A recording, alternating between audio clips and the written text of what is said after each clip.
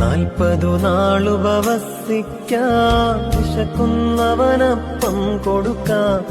ഈശായ്സുതനെ പോൽ ദിനം 7 വട്ടം പ്രാർത്ഥിക്കാം.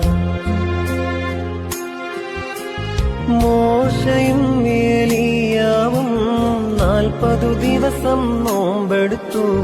നമ്മുടെ കർത്താവും നോറ്റു, ആകൽ കറുസായെ ജയിച്ചു. ദൈവനാമം മഹത്വപ്പെടുമാറാകട്ടെ. കർത്താവിൽ ഏറ്റവും സ്നേഹം നിറഞ്ഞവരെ, തകർന്ന നിമിഷങ്ങളിൽ, തളർന്ന നിമിഷങ്ങളിൽ നമ്മുടെ കൂടെ നിൽക്കേണ്ടുന്ന മനുഷ്യർ നമ്മുടെ കൂടെ ഇല്ല എങ്കിൽ ഏതു മനുഷ്യനും പൊള്ളിപ്പോകും. എന്നാൽ എല്ലാ വെളിച്ചവും കെട്ടുകഴിയുമ്പോഴും നമുക്ക് വേണ്ടി കത്തുന്ന ഒരു മെഴുകുതിരി ഉണ്ടാവും. അതാണ് ക്രിസ്തുവാകുന്ന തിരി.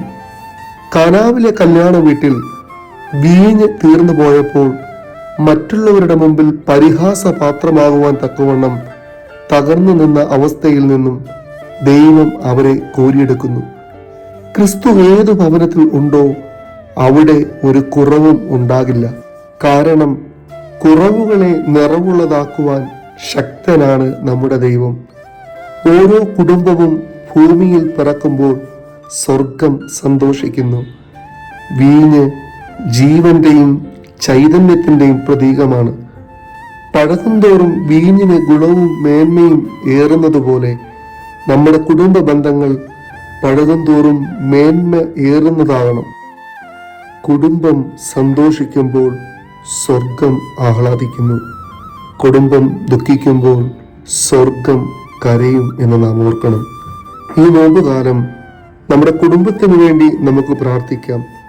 കാനാവിലെ കല്യാണ ഭവനത്തിൽ ക്രിസ്തുവിന്റെ സാന്നിധ്യം നിറഞ്ഞു നിന്നതുപോലെ നമ്മുടെ ഭവനങ്ങളിലും ക്രിസ്തുവിന്റെ സാന്നിധ്യം നിറഞ്ഞു നിൽക്കുമ്പോൾ ഒരു കഷ്ടതയും പ്രതികൂലതകളും നമുക്ക് ഏൽക്കുവാൻ ദൈവം നമ്മെ വിട്ടുകൊടുക്കില്ല. ദൈവം വസിക്കുന്ന ഭവനമായി നമ്മുടെ ഭവനങ്ങളെ നമുക്കാക്കി തീർക്കാം.